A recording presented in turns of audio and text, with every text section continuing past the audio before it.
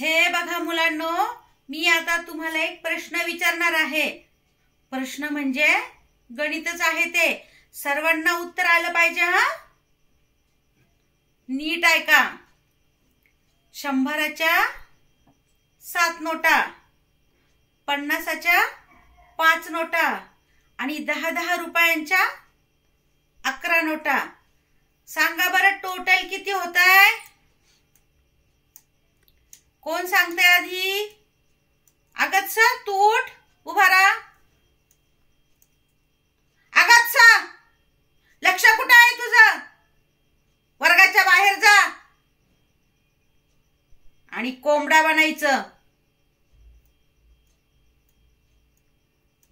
आता कोण सांगतय?